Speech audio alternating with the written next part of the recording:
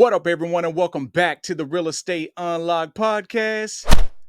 I am your host, Joseph Marohn, and today we're going to be diving into a game-changing strategy to enhance your real estate opportunities. I'm talking about a creative way to structure the deal when nobody else can. One of the only ways to navigate the challenges of large down payments. Today, we're going to be covering the topic of the Morby Method. The Morby Method is a unique creative finance strategy designed for acquiring properties when sellers require a large down payment. It consists of two key transactions. First, securing a non-recourse loan to cover majority of the purchase price, followed by bringing in a private money lender to cover the remaining amount.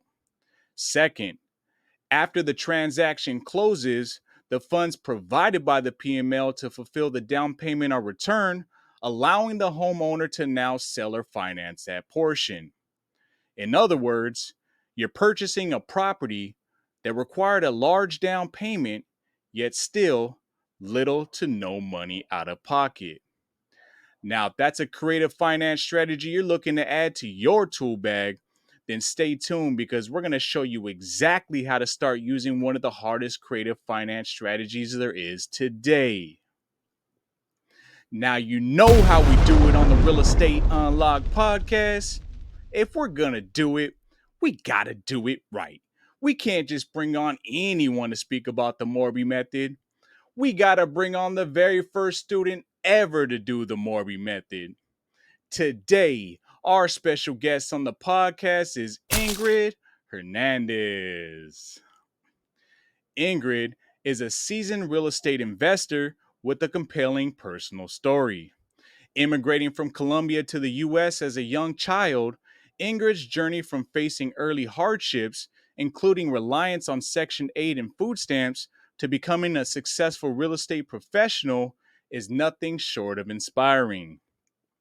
Today, Ingryd is a licensed real estate expert specializing in buying properties using methods like creative finance, DSCR loans, and cash strategies. She also excels in flipping, wholesaling, and lending on real estate properties. Her extensive knowledge was launched by joining the Subto mentorship program.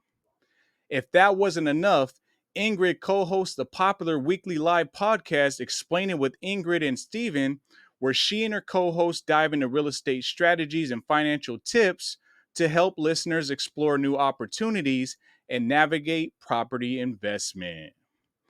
Ingryd joins us today to share her knowledge and experience with the Morby Method and help us break down such a unique real estate strategy that can open up a lot more opportunities. So without further ado, I've been talking long enough. Everyone, if you will, please allow me to formally introduce to you Ingryd Hernandez. Ingryd, what's up? How are you doing today? Hey, Joseph, that was quite the introduction. I think it takes the cake for sure on anything I've ever been on. Thank you. I I love it. appreciate it. Yeah. Yeah, the intros is kind of like my forte. I love doing that. I get a lot of good feedback from it, so I appreciate that. Oh, I'm gonna call I, you Dr. Marohn, instead of there Dr. it is. Dre. Love it. Yeah, I'm doing my little MC thing here. How's your day going? It's going. I mean, it's another day being a real estate investor. I Right. think you and I were chatting, before we got started a little. We had a guest flood one of our properties Uh-oh. by not knowing how to turn off the water in one of the bathrooms, the toilet water. But we also set up a brand new STR that we bought subject to.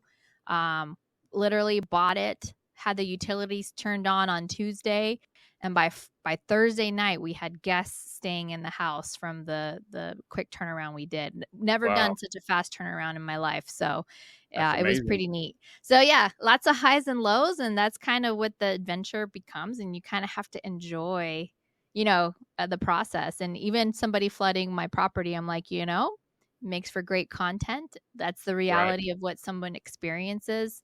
I would say Ingryd 3 years ago would be crying on her knees, Ingrid today, it's just you reflect back and you laugh a little. You're like, wow, I can't believe that I could stomach something like this now versus then. So, yeah.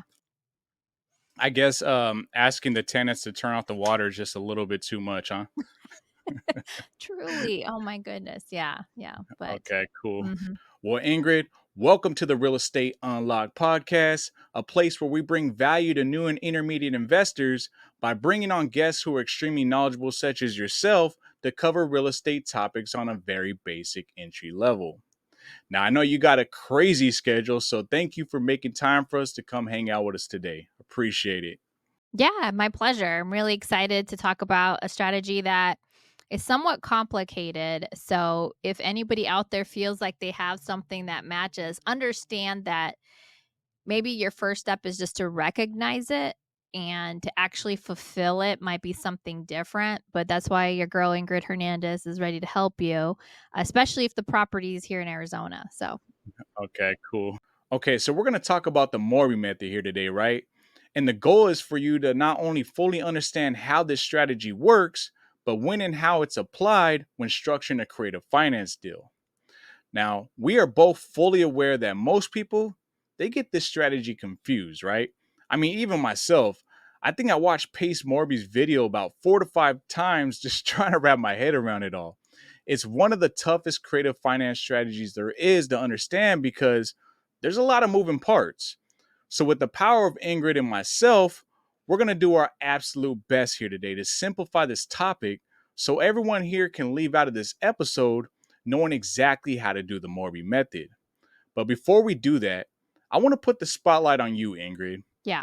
Ingrid is one of the OGs in Subto, and in fact, the very first student to actually close on a Morby method deal inside of the community. And because of that, it landed her on page 59 of Pace Morby's book, Wealth Without Cash. Very impressive, Ingrid. But I want to make sure that we don't just label you as an investor that only does Morby methods. I know you do a whole lot more than that, but I'm sure you can agree that it's much easier if someone that's done it has walked through with somebody that's about to do it, right? The Morby method is really a method that's traditionally used in commercial lending. So when we talk about multifamily deals, deals that have a very specific capital stack structure, in which can this what I'm saying right now can kind of go over some listeners' heads, especially if you're a beginner to maybe slightly intermediate. But when you're buying multifamily, especially something with a syndication that's attached with some commercial lending uh, product, it requires that capital stack. Likely, the commercial lending product is in first position. The syndication funds are likely in second and beyond, depending on what that looks like with the people who actually put the syndication together. So Right. it's taking that philosophy and bringing it down to the single family residential level. So that's all the Morby method is, which is coined by Pace Morby, my mentor in Sub 2. But I will say he coined it because he's a great marketer. But it has Yes, he been is. a a philosophy or methodology that's been going on for since we've had banking available as a lending tool for products. So I just want to make sure people aren't like, oh, well, this is some sort of scam or some sort of something. No, this has been around a long time, and it's a philosophy used all the time in commercial lending. It's just something that you kind of parallel back down to single family. You're like, oh, it's the same thing. You're just capital stacking that structure different. Like you're the same way you would multifamily, but at a level with just the seller participating as a part of it. So, yeah. Right. Thank you. Okay, cool. So before we start diving into the Morby method, I know I've had the pleasure and honor to meet you, but for the people that don't know who Ingryd Hernandez is, why don't you tell us a little bit about your journey into real estate and how you landed in the creative finance world? Yeah, absolutely. Well, you covered a little piece of it, which is I'm not from this country. I moved from Colombia when I was almost 7. And I did just become a U.S. citizen this past year, March 2024. Wow. Um, it was a long journey, but, a great one in terms of how good I feel about finally being able to vote and things like that. Mm-hmm. Um, but the reason I got into creative finance was because back in 2017, my husband and I, both licensed agents at the time, um, I had been licensed since 2013. He got his license in 2017, but we fixed up our house that we lived in that we had rented out the previous 2 years. The renters did a number on it. So we had to put a lot of sweat equity and work with a contractor to fix it up. We sold it. We had some money in the bank, around 40 or 50 grand. I can't recall anymore, after like paying some debt off. And we're like, this has to be enough for us to get started. I hear all these wonderful stories through, like, other platforms that talk about investing. And I was like, this has to be enough. Got a hold of a hard money lender, and they're like, nope, it's not enough. And I'm like, I I don't get this. I've known people who have started, from a much worse position than me. What am I missing, right? You should always point the finger back at you. It's like, what are you Right. doing that you don't understand? There's a greater something out there. So, like any good older millennial, we just got on YouTube and started searching stuff. So, YouTube, we found the Bigger Pockets platform. They were talking to a couple of local Arizona investors. So I took Mm-hmm. their names down and I started looking on YouTube. And then I ended up listening to Jerry Norton. And then Okay. Jerry Norton just didn't quite give me all the things I needed to understand and take the next move, other than to buy into his mentorship. But Mm-hmm. but like that thread led to Pace Morby. So this was in 2020, when we were all stuck in our houses, kind of, in like the fourth quarter. He was having a local meetup after I stayed up till 2 a.m. to watch his 27 ways to exit a property through creative finance. And I was like, what? So I was already kind of wrapped up around his awesome marketing. And I met him in person. And he was, at a Mesa flip that he was doing, giving away tacos. So, a way to my heart's definitely tacos. Definitely Um, the tacos. yeah, for sure. So that was like December of 2020. I met him. I met his project manager, Anna Martinez, his sales guy, Tino. There was another guy that was with him, Nick. I don't remember his last name. And the following, I was like, these guys are really real. They're actually doing what they say they do. um we were trying to figure out which mentorship we were going to join, and so I joined his mentorship, and it was the best investment I could have ever made.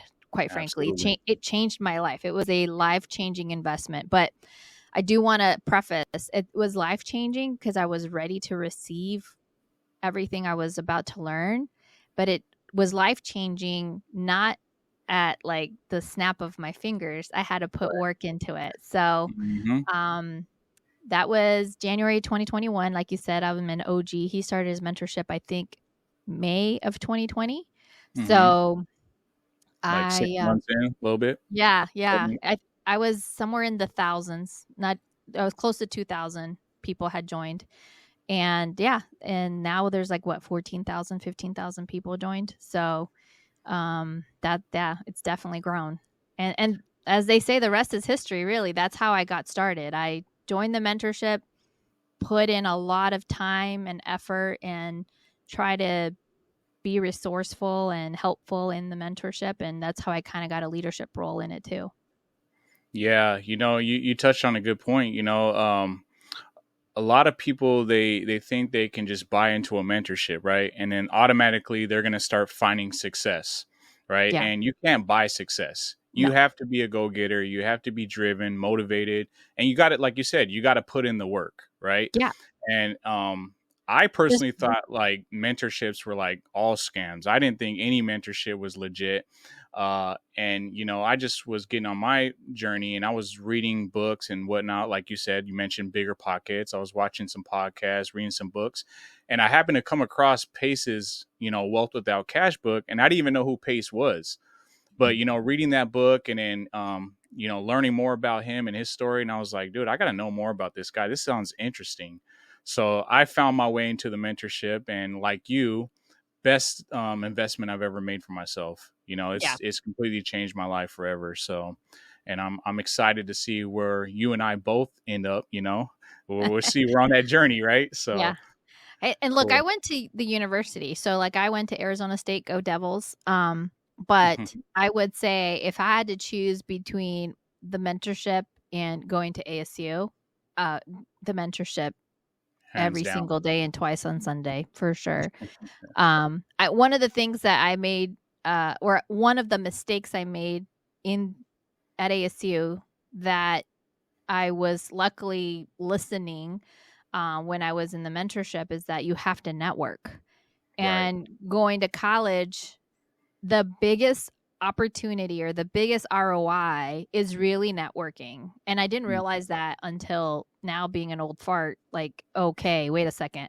I didn't take advantage. Like, I remember all these people. I don't remember their names. I didn't take down their emails, their phone numbers. Like, these are people who had committed to something and were going to make something of themselves. And I was too into myself, right? Like, I didn't think about everybody else. And coming into this mentorship, I think that was one of the biggest differences in my psychology behind it, which Mhm. is no, there's other people with more experiences, more money, more like knowledge than me. I should know all of them if I can. So, Right. yeah. Yeah. For me, it was more of like an ego thing. I'm like, I could figure this out on my own. I don't need, why do I got to cut this person in on my deal? I can figure this out. But, one thing that, Pace really harped on in the beginning was go out and make 50 friends. Right. And I'm Yeah. like, okay, I'll go make some friends, Pace. And man, that was the best decision ever. Right. Because I started meeting people that really helped me out on my journey when I was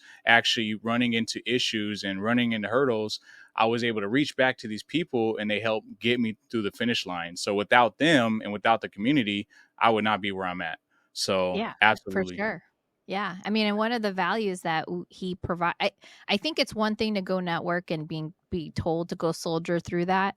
I think the other is how he already prefaces the expectation in this mentorship, which everyone has to be a go-giver. So it sets the right tone for people to Yes, help each other out. I think without that leadership and that expectation, it may not be the same outcome. So, I mean, I you know, agree. all credit to Pace to really setting us up for success. So, Yeah, for sure. I agree. I agree. Now, I know you touched a little bit on it earlier, but everybody here came for this one question, Ingrid. What is the Morby method? And how does that strategy differ from other creative finance strategies? Like, what makes it unique? Yeah.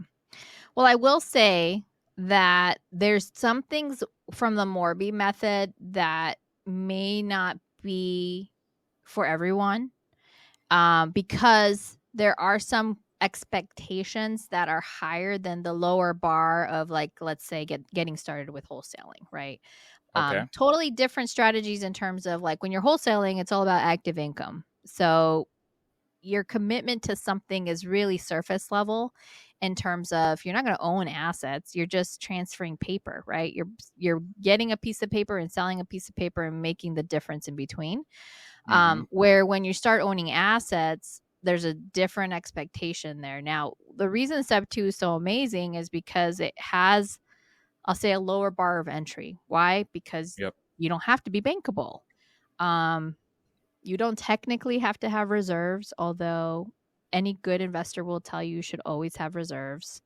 The equity aspect or the appraisal aspect is not something that you'd have to worry about per se.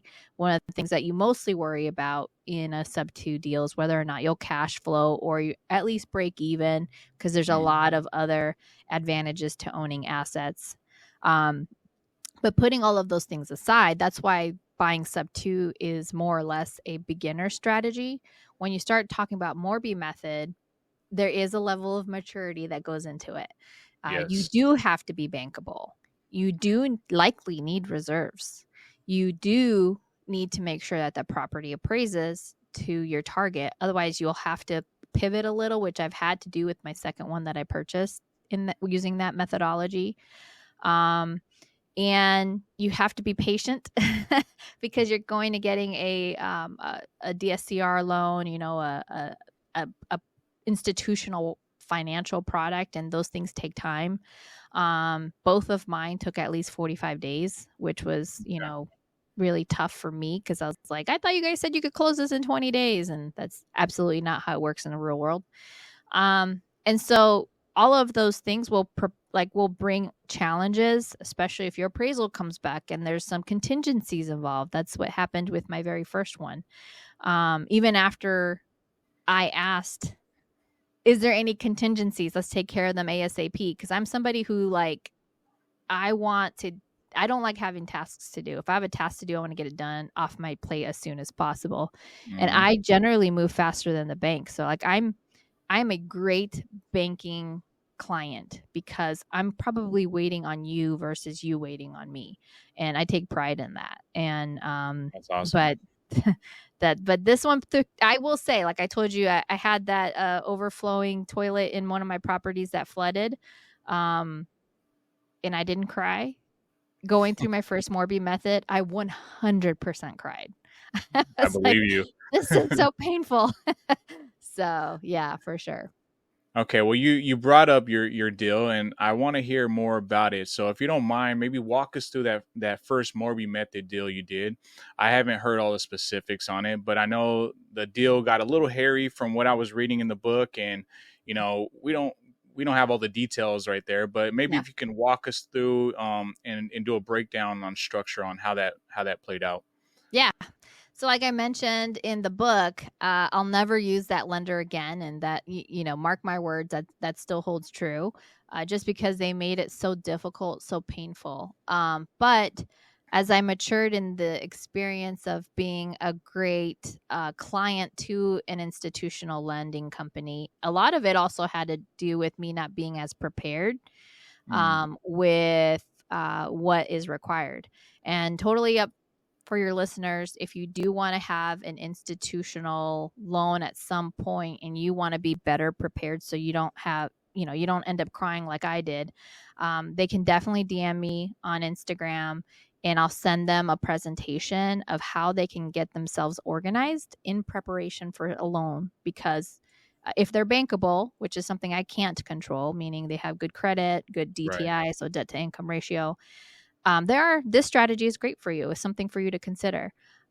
So a couple of things about the Morby method before we really get started on this first example. So for example, it truly is still a distressed or slightly distressed scenario with sellers, meaning they want a certain number, they can't get that number, the market is not giving it to them, and they're stuck on that for one reason or another. Um, for me, that's still not necessarily somebody who's just looking for gain, because a reasonable seller, because normally it's like a seller is either in it for pain or for gain. Yes. When somebody's in it for gain, but they're reasonable, they know they have to lower their price point. Mm-hmm. But when somebody is an unreasonable gain seller, then you have to figure out what's their bunnies. Like, what is the problems you're trying to solve for them? So with this first example that I had, the seller actually had a free and clear property. The property was like they owed nothing, and they wanted to get at least $500,000 for this house out in Phoenix. Was Um, it an investment property or was it their primary? no, it was their primary home. Okay. The homeowners were landscape. They had a very fruitful landscaping company, and Okay. they actually made good money. But the wife did not want to sell because this was their dream home that they finally purchased and paid off. And so the thought of moving away was a very, you know, disheartening, stressful thing for them and their family. And although their property had been on the market for months, the only people who would have been able to help them was an investor. So I don't have all the details, but they had a judgment and an IRS lien against the house. And so a judge said, you must sell your house to rectify these loans. Mm. Which, if he had a better lawyer, because this is a homestead, technically they could have probably fought that judge, technically. But who knows? Maybe he was just tired of fighting. I don't He know. didn't want to go through the hassle. Probably. Got it. And so most of the times when a primary home owner is in a distressed situation and there's liens and judgments against it, knowing that it's a homestead property can actually help you rectify some of those liens and judgments where you can negotiate them. But because he was in the middle of going to court around all of that, there was limited things that he could do as far as negotiating. So, when I entered the picture, the property had been on MLS. I had a wholesaler bring it to me, and say, hey, here's their situation. Do you think you could meet with them and their agent? I said, yeah, certainly. They spoke Spanish, so they felt way more comfortable talking to me as well because I could say it in their native tongue and they could better understand the scenario, which was also something that was ultimately extremely important in this situation. So I met with them. I understood that their house was free and clear. They needed so much money to pay off these judgments. I'll be honest with you, because this happened back in like April 2022, which is like 2.5 years ago or something. I don't have all the numbers as exactly as I'd like them. No worries. But it was around, like, I'll say $130,000 or $160,000 that they needed to clear. And he did not have the credit to be able to go get a loan, because due to these judgments and all of that, it also messed up his credit.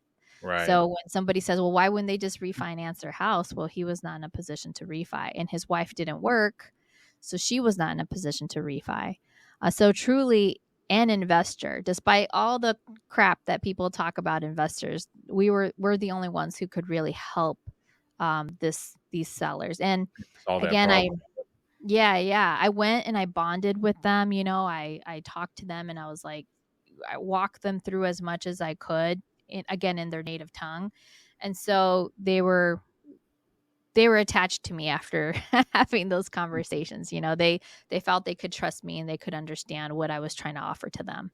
So because their property was free and clear, another nugget about a Morby method is that, at least in this market right now with slightly higher interest rates, I would say a 6% or more interest rate, you have to make sure that the property has around 40% of equity of what you believe the house will appraise for. Okay.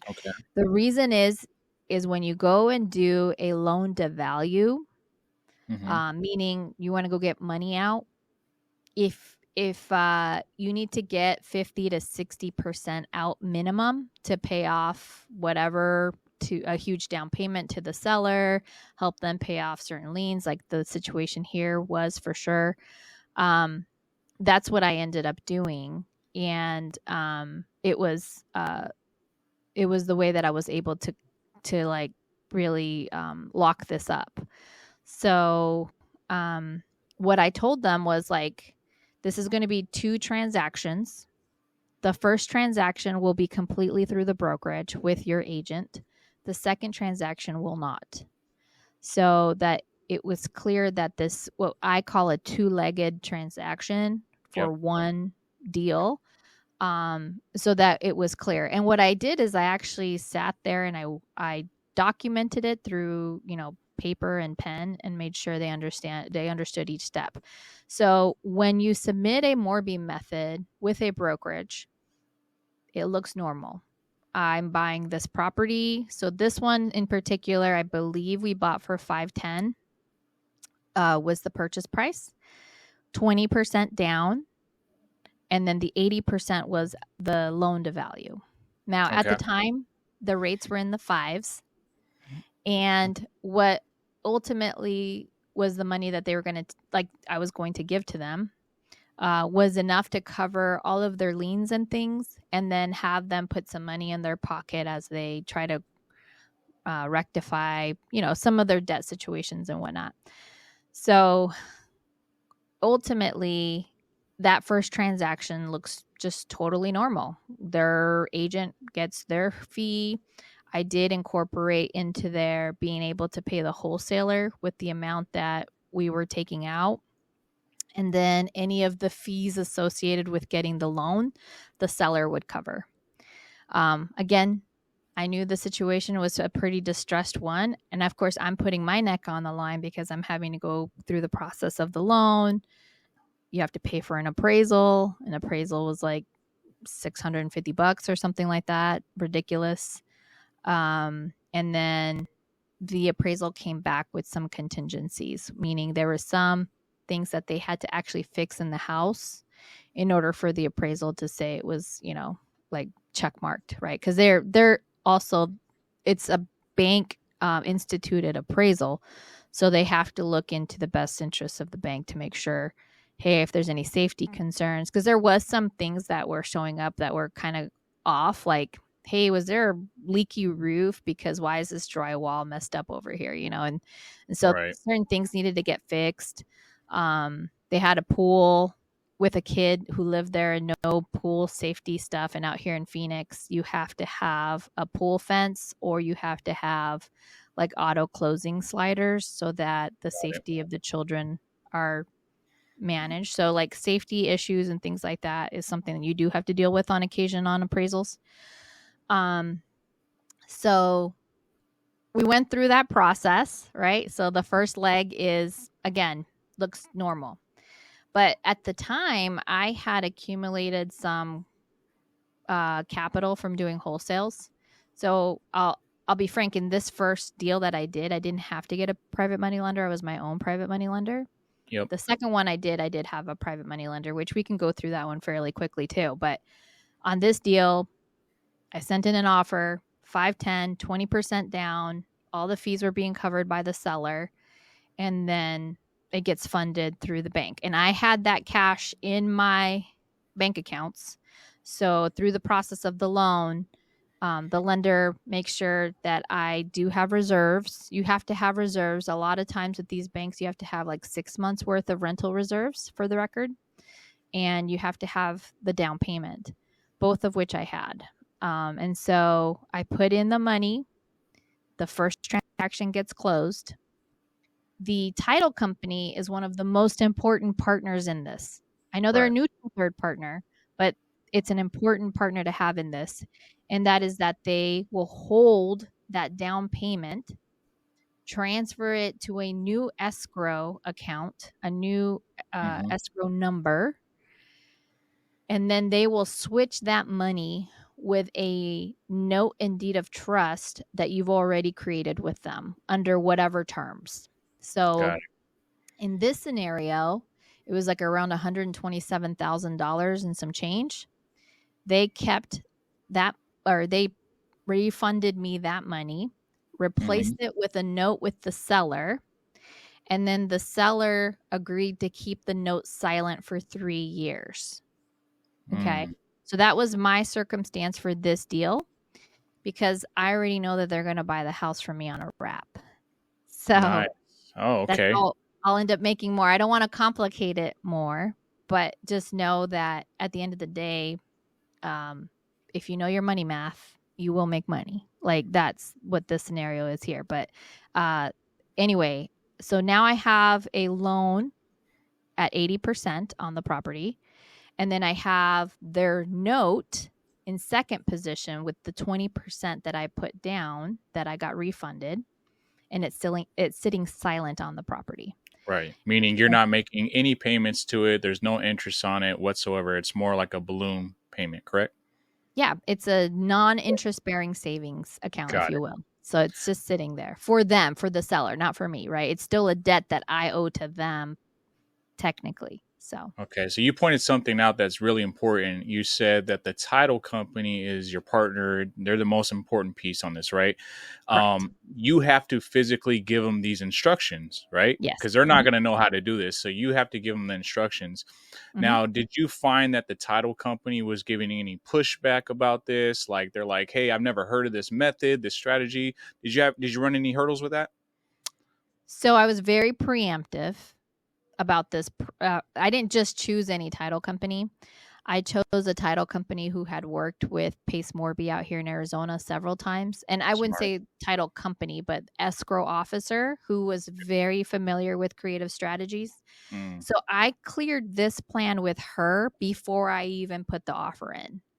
Mm. And I would say it doesn't matter what state you're in, make sure you're clearing this strategy with your title company before you open title, because you want to make sure that they can help you and that they're going to deliver on what they said they were going to do. Obviously, we're in Subto, so they had templates for us uh, for this holdback instructions essentially to escrow. So I had holdback instructions for the second leg transaction of this deal. And clearly it says from the first transaction, hold this amount. That's one set of instructions. We sign. So I sign, the seller signs. And then the second set of instructions says, okay, release this back to myself, and in exchange you'll get this note with a summarized level of terms, right? Like high level terms, not the actual note, but you do attach the note to that instruction because you want to say, okay, give this money back to Ingryd, and here's the note that's going to replace that money. That's the exchange. And honestly, that was it. And so what they'll do is they'll record that second note. We did ask for a delayed recording because most DSCR lenders do not like it when you put a lien in second position. But I Correct. will say the timing matters more than what they like or do not like. Because if I buy a property and let's say I didn't expect a large fixing that I had to do, like replacing an AC unit or replacing plumbing, something significant that just required me to go get financed and putting a lien on the house, which is very common in the investor world. Too bad, so sad, DSCR. I'm going to put that second lien against the house. What they matter or what they care about the most is in the first 3 to 6 months that the note looks like it's stabilizing so that they can sell it in the secondary market. What does that mean? Mortgages or your brokers, when you go get a loan, they create all these requirements that you have to satisfy so that they give you money. Now, when they have this really pretty note, this promissory note that lending transaction creates, now they go sell that note. So if they're going to go sell that note and you've put a second lien on that property, Mm-hmm. it makes it harder for them to sell it. So now you've made it harder for them.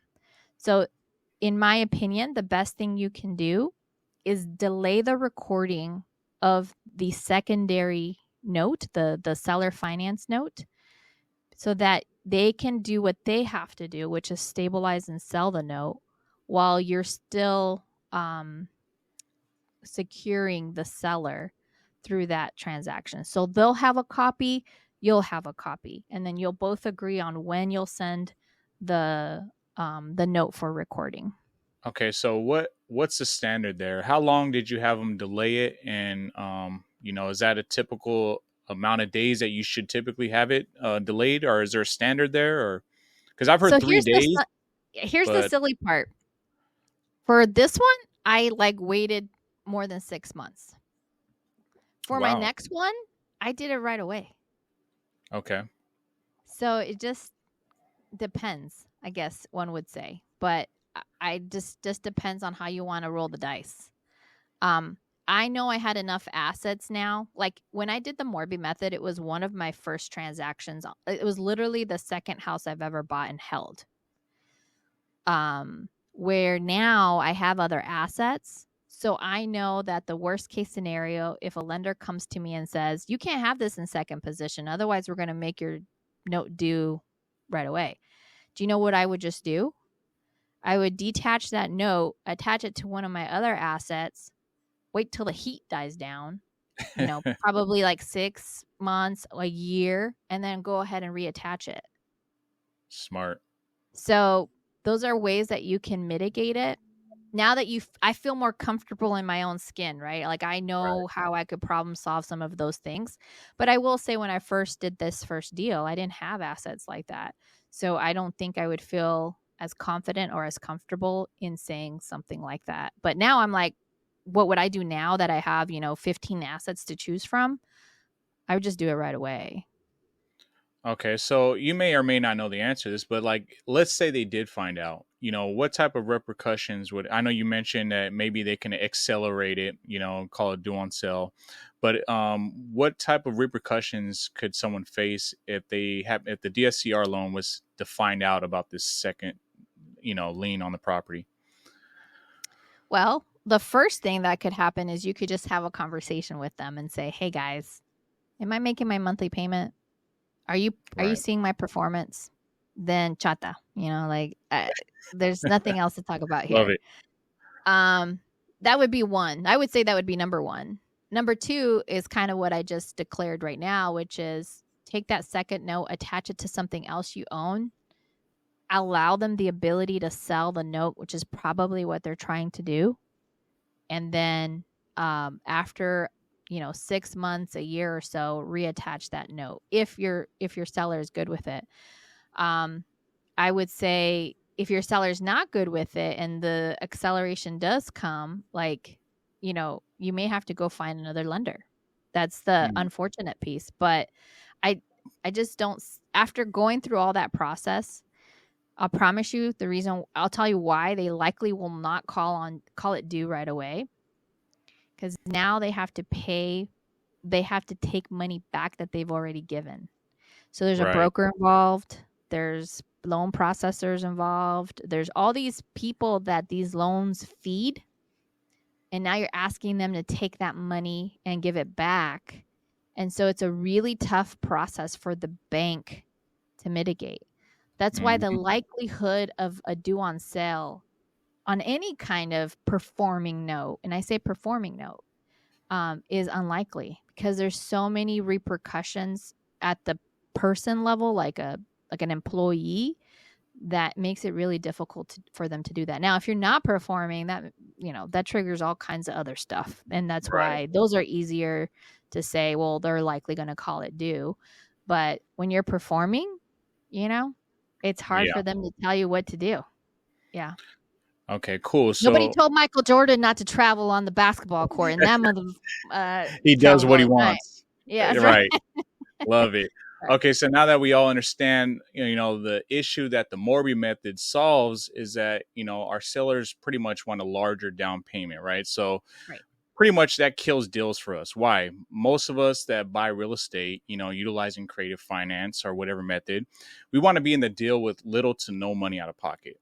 I can't tell you how many deals I've actually walked away from, Ingrid, because of this and not knowing how to structure it any other way. But Mhm. there's actually three things that you can do when a seller wants a large down payment.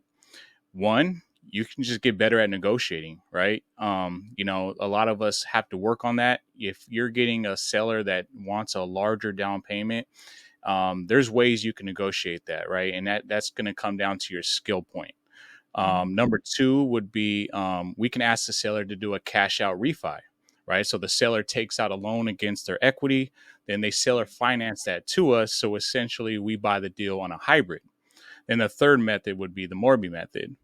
Now, Ingrid, if someone wants to start utilizing the Morby method, what are the initial steps they should start taking? Okay, one is be bankable or know somebody who is bankable that they could wholesale the deal to.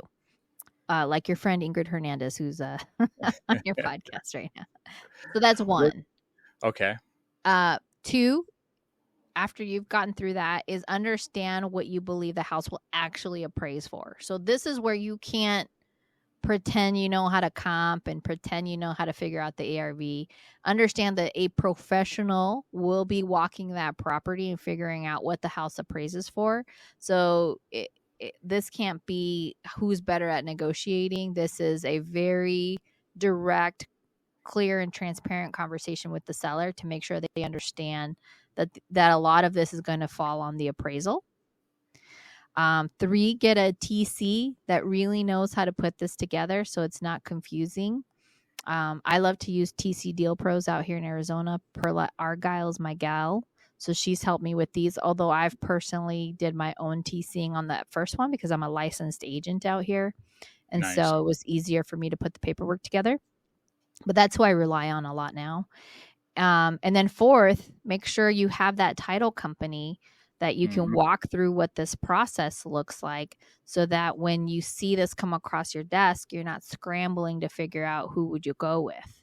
I would say those are the 4 things that you really need to be aware of. The 5th is more or less understanding how to comp these. So let's say my same deal at 510,000 and he wanted a little bit more. The most I could possibly give him was 80%. But what I'm seeing with these rates being in the, high 7s, low 7s, I'm not seeing any deal really work as well with an LTV higher than 60% right now. So 60 to 70%, maybe 75%. So if a property is worth, let's say, 400,000, the Mhm. most cash you're going to be able to take on something like that from a lending institution is 300,000, and still make the numbers work to cash flow. So you do have to practice underwriting. And by the way, you can practice this underwriting without ever having a deal. Like even the example I Yep. just gave right now, pick a property anywhere. I used to do this a lot when I first started, which was go pick a house, pretend I had a deal with that house, and understand where my numbers had to be in any method, whether I was doing cash, a Morby method, seller finance, whatever it needed to look like, so that I understood what my numbers needed to reflect. And that's what I call the money math calculations. Like if you That don't is know your so money math, smart. Yeah, then you won't know. absolutely. So one thing you said we got to be bankable. Wait, Ingrid, are you telling me that I have to go apply for a loan? I thought we got Absolutely. into creative finance because we didn't have to go run our credit. What's going on here? Well, bankability comes in all different ways. And so, unfortunately, this is where you have to have your big girl pants, your big boy pants, and you have to actually look good for any institution. Regardless of what any guru tells you about any kind of creative finance, in this world, as you collect and build your net worth, if you're not bankable, you are not growing, in my Right. opinion. You have to eventually convert yourself to a bankable person, because when you start thinking bigger and you start thinking more like nationwide, or like if you have a true business that can grow, if you are not bankable, you have yet still to make it. Correct. And, this is the only creative finance strategy that a bank is actually involved. Morby Method involves your credit. And to be clear, they pull your credit, but the deal itself is not based off your credit, correct? Correct. It'll still be based on the debt service ratio coverage, which is a DSCR. Usually that's the product you'll use, unless you use a more conventional like second home loan. And that one is totally based on your credit, and your reserves. A DSCR says, here's how much I have for my mortgage on one hand, and here's how much I have on my other hand that the rent covers. If the rent is covering exactly your mortgage, that's a 1.0 ratio. If the rent is covering above your mortgage, and then it becomes a math calculation, usually DSCR loans are trying to hit a 1.25. So let's say your rent and your mortgage is, or excuse me, your mortgage is $1,000. That means your rent needs to be $1,250 to hit that 1.25 ratio.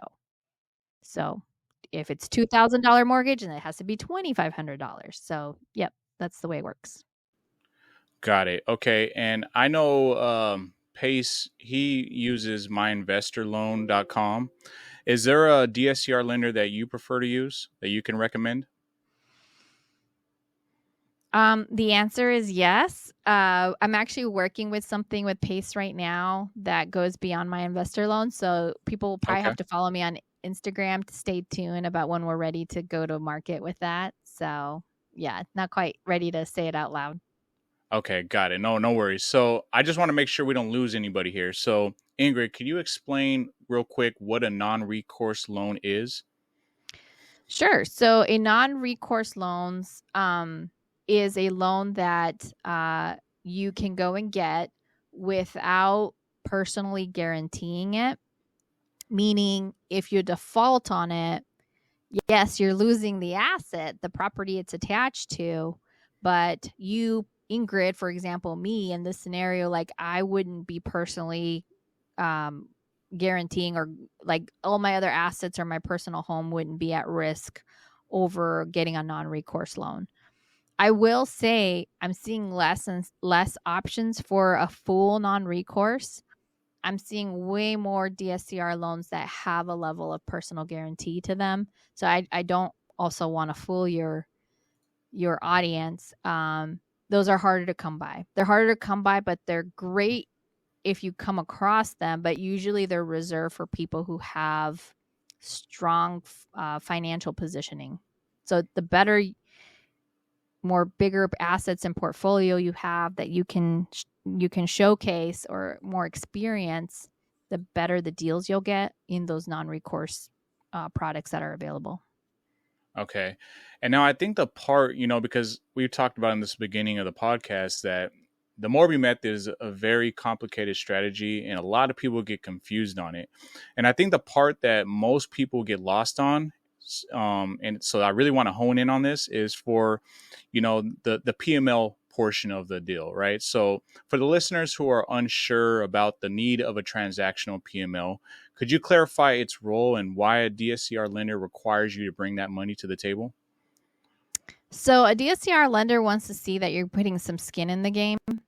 Mm. And to be frank, they're kind of blind to the fact that you are going to have that replaced as a seller equity note. Because Right. as far as the DSCR is concerned, the seller is getting all the money, right? Everything that you're offering, minus whatever fees and stuff that are associated. But if a borrower has some skin in the game, they're likely to stay performing and not default.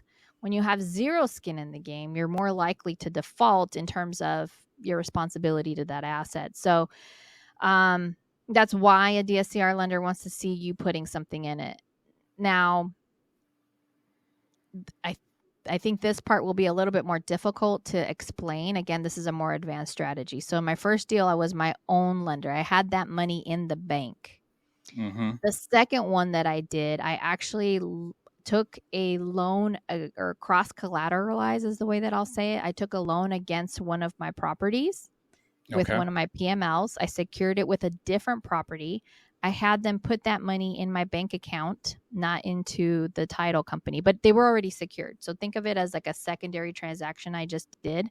So I went to my lender. I said, hey, I have all this equity in this other property. Will you lend me this $107,000 for this really short time?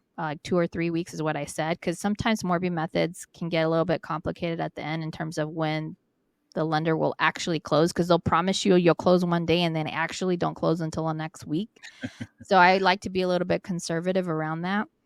So he lent me that money. I secured it with a deed of trust and then a promissory note, and said, hey, I'm going to pay you these terms. The goal is less than 4 weeks. Literally, I only kept it for 1 week, but I was kind of like worst case scenario with him. I took that money. Now it's in my bank account. And that money I used towards the Morby method. I would say that's probably the easiest thing that you could do with a private money lender. Why?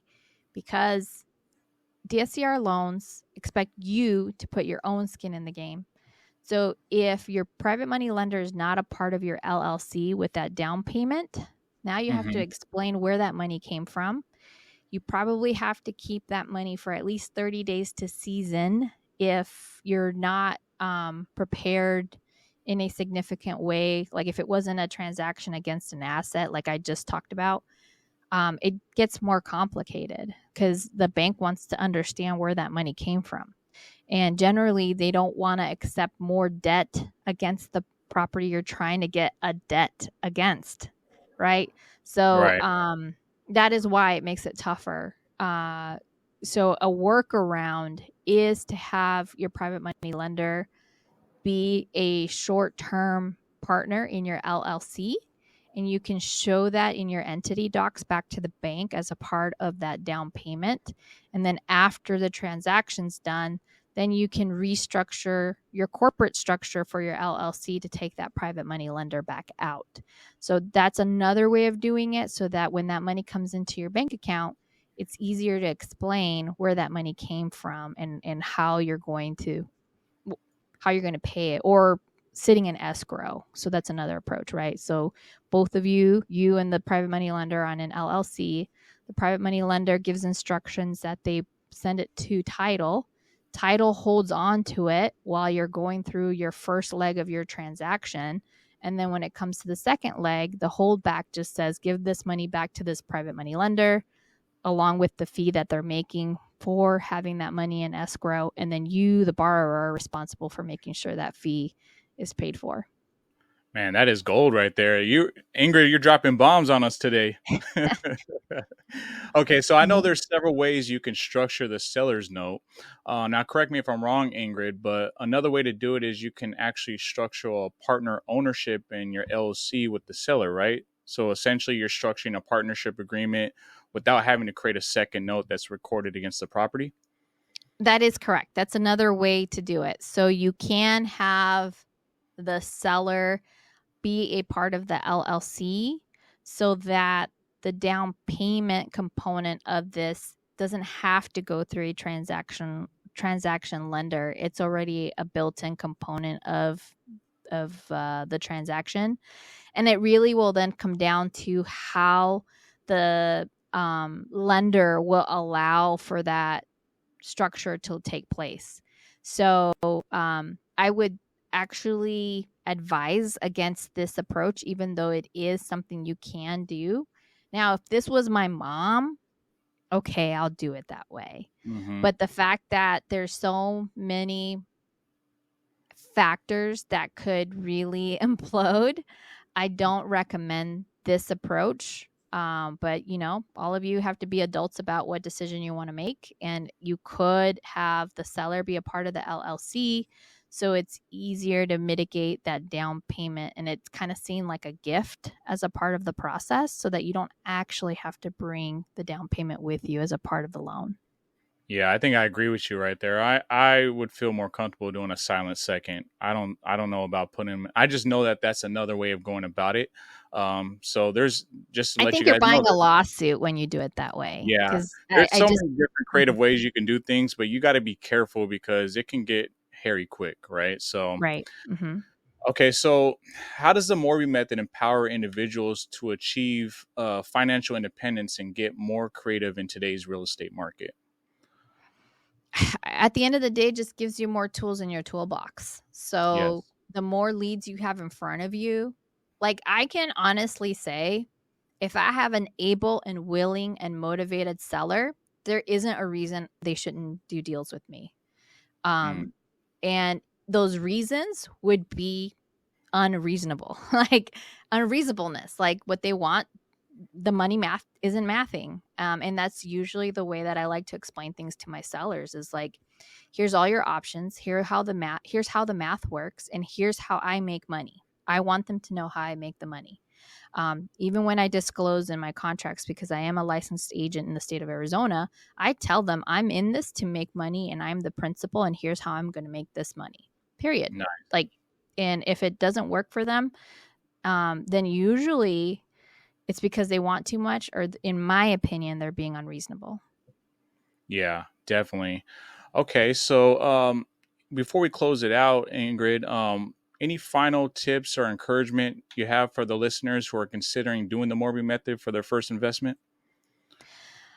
Gosh, if they're considering the Morby method, like I was saying before, there's some things that you have control over that you have to prepare. A lot of them is how you communicate with the lender, how bankable you are, how organized you are. Again, I'm available to give you a free presentation on what that looks like. And then understand that you're going to have to be patient. This requires patience. This will likely require some investment, like, having to pay the appraisal and the inspection, that sort of stuff, which is a very traditional way of buying. And have faith. So as long as you have like the right partners in your favor, like, TC Deal Pros or your title company, and everybody's on board on what you're doing, really it's just a matter of like not quitting. As Alex Hormozy says, you can't lose if you don't quit. So, Right. yeah. Awesome. Well, Ingrid, you absolutely crushed it here today. Super impressed by you. You brought a lot of value to us all. And it's almost like you know what you're doing over there. Yeah. No, but seriously, you're extremely knowledgeable in this space. And I'm sure everyone tuned in here today gained a lot of value from this. So thank you. Yeah, no, thank you. And I'm honored that you have me on this podcast. And I really appreciate that I was invited over, and I'd be happy to do it any other time. Absolutely. We may have to do a little deeper dive. There was still quite a bit that I wanted to dive into, but I want to be respectful of your time. So maybe we could do a part 2 on this. All right. Sounds good. Okay, cool. Now, Ingrid, how can people get a hold of you if they want to bring Well, some deals your way? yeah, the best place to reach out to me is Instagram. It's Ingryd, Ingryd_Hernandez. I'm definitely in my DMs a lot. That's the best method to reach out to me. Awesome. Now, if you guys are finding value from this podcast, don't forget to show your boy some love. If you like what we're bringing you, don't forget to subscribe. It helps us continue providing value to others by reaching a broader audience. We're out here to serve, learn together, and help as many people as possible. So it'd be much appreciated. And I'm super pumped to say that we just reached the 1,000 subscriber mark. So super pumped about that. Stay tuned because we're going to be doing a giveaway on this channel. And that's my appreciation to you guys for continuing to watch this podcast. So thank you. So don't forget to also smash that like button and drop a comment down below on one thing you learned today about the Morby Method. How many deals have you lost out on not knowing this strategy? Appreciate all the continued support. And guys, stay tuned because we're pumping these episodes out every 2 weeks. I got some awesome topics and guests coming up next that will change the entire way you do business. You definitely don't want to miss out. Best believe I'm going to keep bringing you that fire. Thank you, Ingrid. Thank you.